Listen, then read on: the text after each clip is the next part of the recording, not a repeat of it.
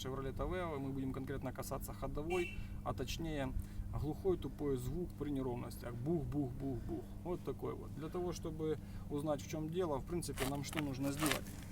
Выложить машину, выложить колесо. То есть, если по ощущениям у вас была левая сторона, то есть будем домкратить левую сторону. Если было такое же ощущение в правой стороне, то поднимаете и проверяете, соответственно, такая же операция на правой стороне.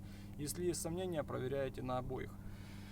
Болты не обязательно срывать, это мы сорвали. То есть, колесо должно быть просто выложено. Вот. И нужно сделать вот такие вот движения. То есть, я думаю, стук присутствует. И если взять сверху вниз, стук тоже присутствует. Значит, есть подозрение на шаровую опору и, возможно, наконечник. Но чтобы убедиться, что это, мы сейчас проделаем эту операцию, а я покажу, что происходит снизу при таких движениях. Смотрим на шаровую. Вот наша шаровая.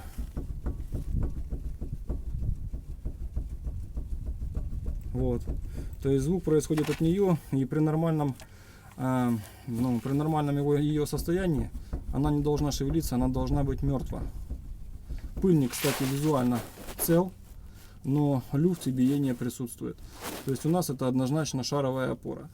Значит, диагноз у нас поставлен. Что мы будем делать? Сейчас снимем колесо и продолжим. Так, для удобства мы вывернули руль в нашу сторону. Что я сделал? Щеткой по металлу очистил резьбу и завыдешил. Дал ему постоять. Дальше мы взяли рожково-накидной и, в принципе, сорвали нашу гайку. Вот. Теперь что нам понадобится? Это полностью ее открутить. Вот, снять гайку, и дальше нам понадобится вот такого вот плана съемничек. То есть процедура, в принципе, очень схожа с Vectra, Opel, Zenz, Lanos. Вот, только крепление здесь у них в Aveo 2 болта, вот, а там 3. То есть снимаем и ставим съемник, я покажу. Итак, значит, что я сделал? В принципе, если у вас нет съемника, можно взять такую наподобие вилку, молоток, и молотком при давлении вилкой, то есть вилку закинуть вот таким вот образом. Вот. То есть вот так вот зацепиться за рычаг, немного надавливать и молотком постукивать по шаровой. Вот. Он тоже может, эта конусная посадка выскочит вот со временем. Но если у нас есть съемник, значит я его одел вот так вот. То есть центрирую на вот этот съемник, должен быть примерно по центру болта, то есть стержня.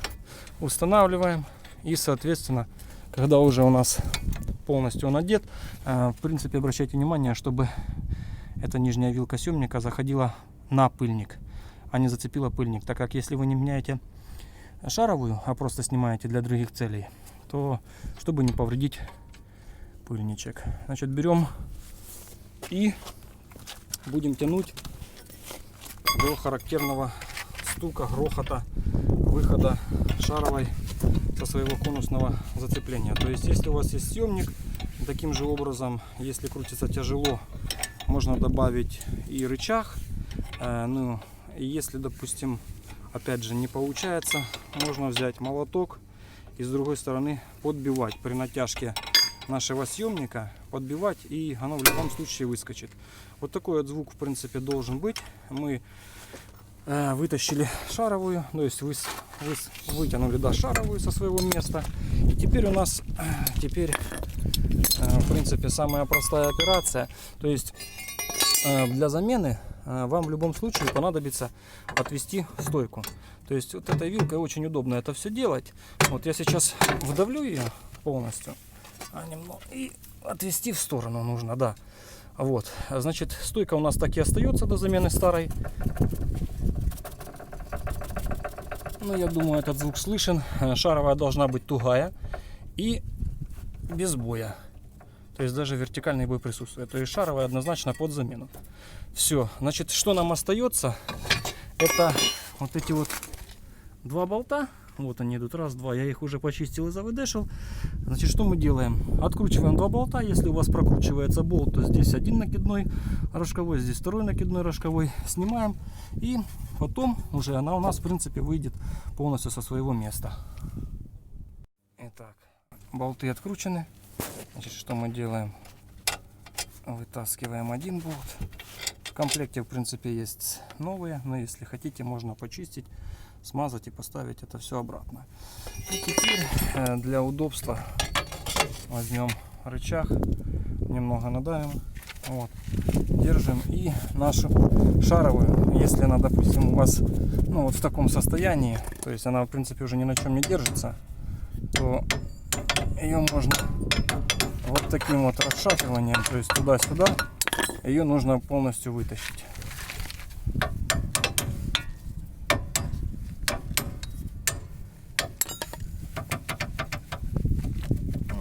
Как бы, если где-то что-то подкусывает, опять нужно расшатывать, то есть больше ее ничего не держит, просто вытаскиваем. Итак, вытащили мы ее, постукивая туда-сюда. Вот такая вот у нас она шаровая. Вот, значит, если взять, то даже здесь слышен бой. То есть она идет под замену однозначно. Что мы купили? Мы купили вот такую вот шаровую сетьерку. То есть в комплекте есть болты, граверки и, естественно, сама шаровая. Что я сделал перед установкой? То есть я зажал в тиски, или вы можете взять головку, накинуть и расшевелить ее немного, потому как нужно будет ловить угол при обратном попадании, при обратной сборке. А она, то есть когда новая, она ее тяжело просто сдвинуть. Я сдвинул ее в тисках. Вот. Значит, что? Естественно, резьбовые все соединения мы будем мазать нигролом, то есть вот эту вот гайка, то есть резьбу, и два болта.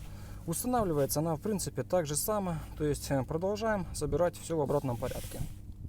Шаровая. Кстати, момент, если есть желание, в принципе, мы так же само сделаем вот эту вот конусную часть. Если вы здесь в самой стойке, можно ее прочистить тряпкой, если у вас она засорилась. И вот здесь вот на шаровой мы дадим небольшой слойчик литольчика, просто пальцем мазнем для более мягкой посадки. Эту всю резьбу мы обрабатываем нигролом, то есть я сюда тоже добавлю, когда уже ее поставлю. Ставим ее, то есть рычаг я немного приопустил, выжал и засовываем. То есть я попадаю на свои отверстия. Значит, болты у нас были сверху. Один.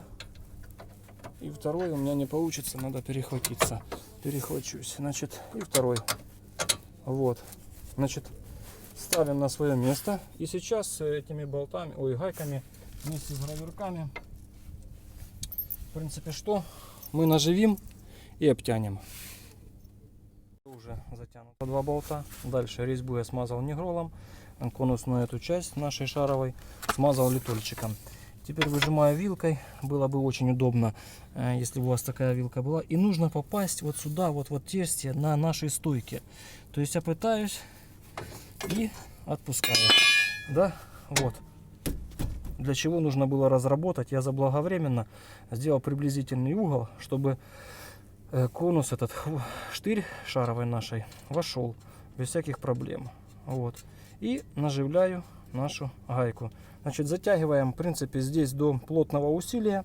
Вот здесь аналогично. Затягиваем эту гайку, и по сути у нас по замене будет по сути все. То есть наша работа будет на этом заканчиваться.